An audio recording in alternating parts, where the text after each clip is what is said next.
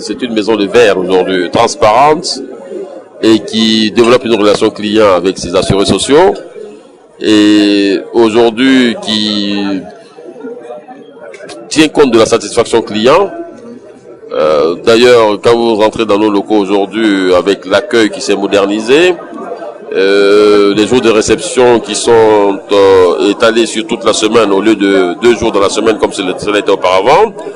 le confort qu'on donne aux retraités aujourd'hui, et puis à la clé le paiement de la première pension après le dernier salaire d'activité de façon régulière. Non, c'est un mois, il ne faut pas créer des discontinuités entre le dernier salaire d'activité et la première pension servie. Donc c'est ce qu'on essaie de faire. Donc aujourd'hui, un dossier qui rentre en ACGRAE, qui est complet, qui est régulier, est traité dans un délai record, de sorte que le mois suivant, les paiements soient effectifs. Pour les dossiers qui n'ont pas été payés ou qui n'ont pas été traités, il y a certainement un manque de pièces ou des problèmes, comme je dis, je parle un peu de la fraude, ou des pièces qui ne sont pas régulières, qui font que peut-être le dossier n'a pas été traité. Mais pour cela, nous prenons le soin de communiquer avec l'assuré par des correspondances personnalisées pour lui indiquer le niveau de traitement de son dossier et pourquoi il y a un blocage de traitement de son dossier. Donc je tiens personnellement à cette communication, à cette information, à cette relation avec le client, avec l'assuré social, pour que de plus en plus nous soyons une maison de verre et non une forteresse bureaucratique impénétrable où des gens viennent en âme perdue et n'arrivent pas à avoir l'information juste, précise, pour comprendre comment le système fonctionne. Je veux dire, par le biais de l'interconnexion avec la fonction publique,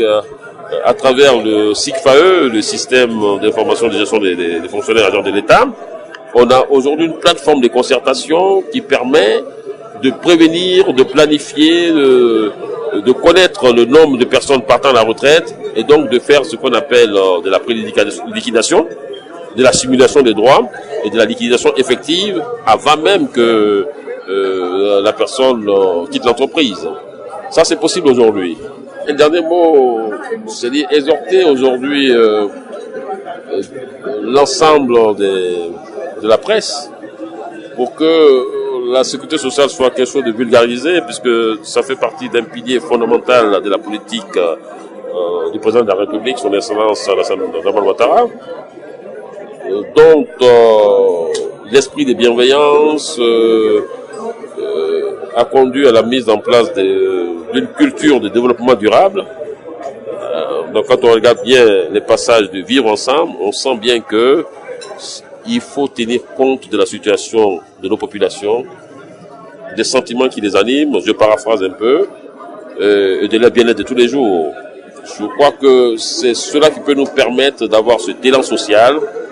qui est important pour vraiment un développement de la sécurité sociale dans notre pays.